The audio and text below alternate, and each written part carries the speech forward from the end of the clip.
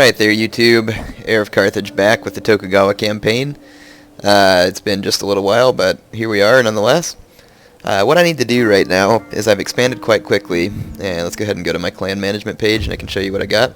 You can see that we have a pretty acclaimed clan fame. We've only got 11 provinces, which means we need to capture quite a few more. We need to still capture South Shinano and Kyoto as our required provinces. And basically, the challenge at this point is that we need to slow down, develop ourselves a little, and not capture any provinces that's going to tick the Shogun off until we're ready.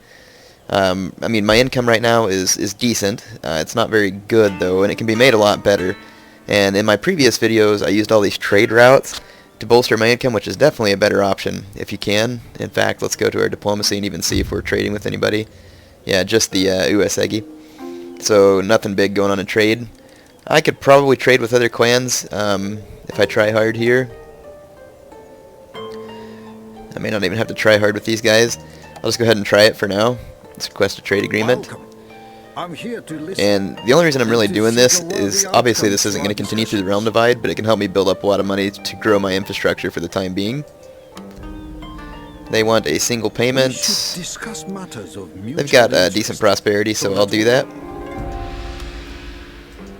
And it looks like we could actually trade with a few more people. Let's see if there's anybody else that's just kind of indifferent. Or indifferent. That way we don't have to like go through like a big bunch of loops to try and trade with them. That's pretty much the only place that's indifferent that was willing to, or the Saito are indifferent. They're allied with us and we're not trading with them. We should request a trade agreement. I'm here to listen. It's kind of angering that they want me to pay them even though I'm already their military ally. Anyway, so there we have a few trade agreements. You can see that that affected my income pretty well. So that money will help will help me take care of a few other things that we need to do. You can also see that my food supply right down here in the corner is 7, which is quite a lot. So what we're going to want to do is at a few appropriate points build up some cities, and we'll probably do it in more than one point, but there's a few places we'll want to build up to be like a very strong hold, and that will help basically that'll help defend certain key areas of our empire. I'm going to build a few buildings here to show you what I got. I've got a sword school here, and I don't really, now if you're going to build up a castle really strong, you don't really need to build military type buildings in it, because it'll end up having like a huge garrison that you can defend it with, even against really good armies. So I'm going to just get rid of this sword school, and then I'm going to build a sake den, and then I'm going to come back and build a market. That way it helps improve my economy. Let's go here. I don't have, okay, that's just a weaponsmith. It's kind of a handy building sometimes, but not exactly what I need here. I do have a siege engineer's workshop. In fact, I'm not going to have a whole lot more money this turn. Let's just see if there's any provinces where I can build another building. It's just waiting on me to build a building. Yeah, like right here. In this place I can build another building as well. And of course I don't have the money to. And I've got this rebel city besieged here. In the last video you saw me defeat their army. Now I'm just going to go ahead and take the city. And someone said that if you auto-resolve this heir, it damages the castle, and if you fight it on your own, it doesn't. I haven't really found that to be the case. Every time I fight the fight on my own, it also damages the castle. So just in response to that question, hopefully that helps out. But I'm definitely going to auto-resolve against 3 guys. I don't want to spend any time just taking care of 3 men defending the castle. Alright, so we're going to occupy this province as well. And we'll repair that castle. Again, I don't have any money to build the buildings, but I'm going to start building buildings that focus heavily on economy, and I will build up a couple of strong military strongholds as well. We need to get my economy rolling and then get our mastery of the arts moving along. I'm researching heaven and earth because eventually I'm trying to get to these this attack by fire and the 5 elements. If you can research now, getting to gunpowder is kind of tricky in a short campaign because it does take a long time. Plus, as the Tokugawa, I kind of needed to research some of these other things. I actually need to research Zen as well when I get a chance, so that I can build Buddhist temples. you don't have to. A lot of you keep saying, "Eric, you need to try the Christian stuff so that you can get gunpowder." This isn't Shogun 1. You don't have to do that. You don't have to build Nanban ports. You don't have to do any of that in order to get gunpowder. And some of you really want me to do the Christian stuff. I guess I can sometime, but I really don't want to do it now. And part of the reason why it's annoying to convert to Christianity is I don't really see any benefit to it. In fact, it's actually a huge drawback because most of the clans are Buddhist. And you saw how hard it was whenever I was conquering Christian lands because of all the revolts. It's the same thing whenever you're a Christian clan conquering Buddhist lands, which is pretty much everywhere. You run into a constant fight to keep your towns from revolting. So it actually gets kind of irritating. Just to explain some of that, let's go ahead and end the turn here. You can see my troops are gathering for this other army that I trained. I'm going to want to train an army. I'm probably going to leave that army. Well, actually, I'm going to use that army to attack with later on. I'm going to have 2 strong attacking armies. And then I'm going to leave probably 2 very tough Ashigaru armies garrisoned up in a couple of my strongholds or other strategic locations. That way, I can defend my lands the easiest. And then I'm going to also have to train some navies. That's another reason why I want to go through this research, because if I can get to where I can recruit siege tower bunets, I can pretty much pwn anybody's navy. I mean, last night I think I had 3 siege tower bunets, and I was playing a Chosokabe campaign just for fun, and I had 3 siege tower bunets like pwn their entire giant fleet, just because they're so superior in the naval battles. So once again, my trade was disrupted with the Saito, so that was a big waste of money. I guess I'll just quit trying to trade with them because they're going back and forth with the Hattori so much. And again, I don't really want to capture a whole lot more provinces because the Shogun is going to unleash his minions on me if I grow too much more. I mean, I might be able to capture 1 or 2 more, maybe here at Iga and Omi. At least that would give me like an extremely easy shot into Kyoto, even though I already have one right here. But we'll worry about that a little bit later. Okay, I don't need to worry about anything here at the moment. I just want to go to some of these towns where I can build economic type buildings. I'll build a market here. And let's see if there's anyone else. I'll go ahead and build another sake den here. Both of those buildings create income.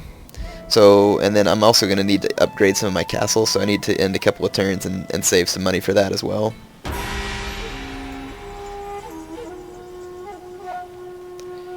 You can see that it's only 1553. I have until 1580, I believe, to complete the campaign. I can look and make sure. Or actually, I think it's 1575 with the Tokugawa. I have to check it out. If that's the case, you know, I don't have like tons and tons of time, but I got time. And I definitely want to have my economy ready for the hard times that end up facing you whenever the realm divide comes, as you all know or should know from my Shimazu campaign. Got my vassal up there causing some trouble. That's good. Hopefully they'll keep people busy and beat them up.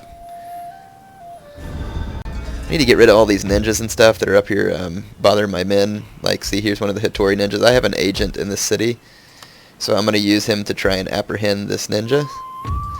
Looks like I have a pretty good chance of doing that. Yep, so we got rid of that ninja. Tried and executed, loser. Stay out of my lands. Yeah, it's definitely handy to have lots of Matsukes and ninjas when you get to the Realm Divide also, because, I mean, other clans are going to have their agents running wild. Let's see, +1 when apprehending. That's what I probably want. And I'm just going to kind of rank him up evenly there on those 2 skill sets. Alright, so let's see if there's any other... And a lot of you want me to use the ninja a bunch. I mean, I'll try and use this guy some, but remember, I need to save some money. And these things cost money to use. So it's a saboteur. I'm going to train this guy to be an assassin. And I do get bonuses to my my ninja and my agents and stuff because I'm the Tokugawa. That's one of their benefits. I'm going to go use this ninja. Let's see, I can't assassinate anybody there, so there's really not a whole lot of point in that. I'm just going to go look around for targets to assassinate and just try and get that ninja better at assassinating. Okay, let's see, castles that I might want to upgrade. So what you're going to want to look for here is some strategic strong points. Like this one would be a good castle to upgrade because I'm going to have enemy clans, you know, coming down and at me this way. And then that way I'll have, like, this castle and Kyoto would both be very strong. And then this would be another castle to upgrade. That way I kind of have like a little fortress line here, and I'm pretty sure I could easily capture these two provinces. And then that would make it hard to get to my lands that are back here on the coast. That way I'd only have to defend them with a navy. I'm probably going to want to make Kai stronger, and then also Musashi back here, make it stronger. This one's already a level, I can build a market here, so I'll go ahead and build the market. And then I need to upgrade one of my castles that just needs the 1600 koku upgrade. I'll start that with Kai. Alright. So that should be a nice start there. Let's go ahead and end this turn. And then I need to go ahead and continue training troops that I need for another strong army. I'm going to need a couple of, probably at least one powerful army to take Kyoto, and then another to just support it. As you all saw last time, it's helpful to have two armies in that process. That way you can kind of protect them and keep any of your generals or daimyos from getting all torn up. I'm not sure what how many turns we have left until Tokugawa Ieyasu comes of age either. And of course I will use him when I take Kyoto. That way it'll be a little more historic. I don't want to study spear expertise. I want to study the attack by fire, and then I should be able to upgrade my siege engineer's workshop. Let's see, I forgot what I was training for this army. Looks like I got some. Hopefully these are the samurai troops. Yeah, there's some katana samurai, more katana samurai. Good. That should be good for now. I'm probably going to want to train, it costs a lot more to have them, but bow samurai are very handy to have, just because they can do a little bit of hand-to-hand fighting when they need to, and so it's very handy to have. Let's see what other castles I might want to just go ahead and upgrade. I'm going to go ahead and, oh, I need to upgrade my general here. In fact, I'm pretty sure this is it's my daimyo. This is a good art to master here, because it'll help you research the Bushido arts faster, and then that way you can have more military bonuses. So I'm going to go ahead and do some of those. And let's see, let's go to construction. We'll go ahead. I can improve my farms here as well. I think I'm actually going to do that first, my farms and roads, and then I'll upgrade the castle, and all those things will help retrain troops faster. And this is close to Kyoto, so it'll be nice because I'll have provinces that I can move my troops into to retrain them faster, and also have the safety of a large castle. So let's go ahead and end another turn. And hopefully throughout this period you should see my income coming up. That's how you know you're successful, of course, whenever you're trying to build your infrastructure. Oh, I forgot about my ninja. Keep moving him around, try and get him some experience. I should also probably be taking my Matsukes around, trying to apprehend enemy agents, just in order to try and get them some good experience, and to make sure that I have some excellent agents for the Realm Divide, because that could definitely be handy also. I am going to try and assassinate the Shogun if I have the money or the ability to do so. Someone wanted me to try that with the ninja. I don't think it'll work, just because I'm sure the game's going to make that very difficult. But, you know, in order to make that the most realistic chance possible, then I'm just going to have to make sure that I get that ninja a lot of experience. I am a little bit worried about those clans in the back there, that they're going to try and attack me, but let's see, had a subversion attempt. Okay, so I got an enemy ninja here that I'm going to want to take out. So here's my ninja. I'm going to try and assassinate him. I'm not going to be able to get all the way to him on this turn, but hopefully on the next turn he'll still be around and I can take him down. This Matsuke, let's see, I had a Matsuke somewhere here. Yep, here he is. Right now he's managing this town, but I think I'm going to go ahead and take him and walk him up in here into the Hattori lands and just try and stop their ninjas closer to home. Let's see, looks like the Hattori have a pretty big army there, but they're also looks like busy with other areas. I wonder if you can apprehend like family members. No, but there's a Matsuke in that army that I can try and apprehend. Let's do that. Yes. Yeah, see, stuff like that will help get your agent's skill up. I think I have an agent.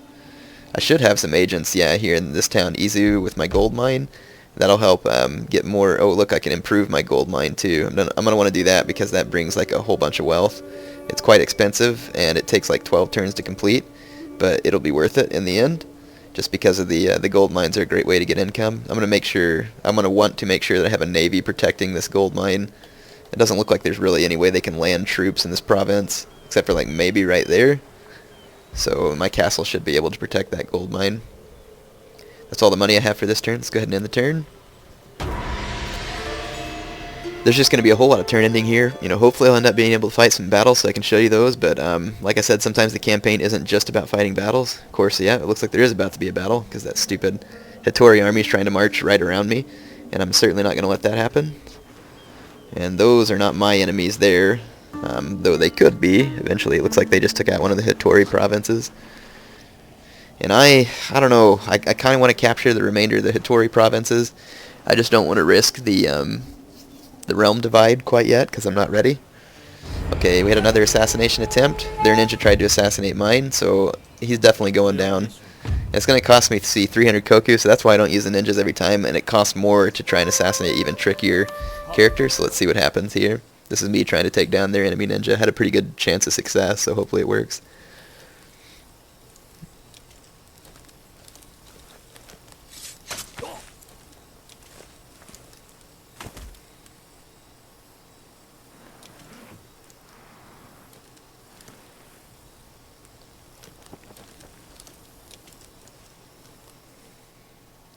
So there would be the enemy ninja.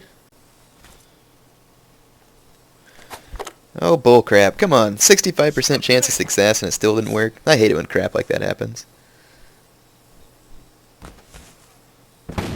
Or actually, never mind. Kill him!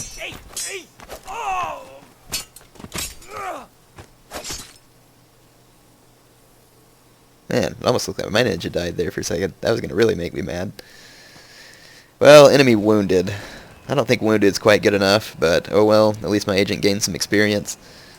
Let's see if this Matsuke can apprehend anybody else. I wonder what he can do to this army.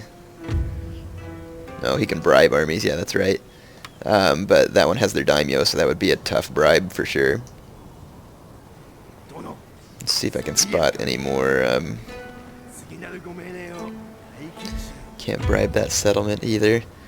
I'll keep him around though, because I'm sure there'll be some enemy ninjas. It seems like the Matsukes are actually usually best against the enemy ninjas. Move my ninja back up that way. We do need to get rid of this Hattori army before it's able to move on and mess up some of my buildings. I should be able to easily defeat it, as I've got cavalry and a decent little infantry line as well. Plenty of archers. Again, like I said, I may want to, once I get my economy good, I'm probably going to want to go ahead and train some bow samurai.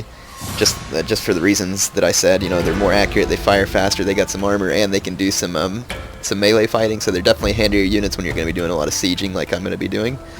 So it actually looks like they have a pretty fair little army here too, but I should be able to pull this off with relative ease.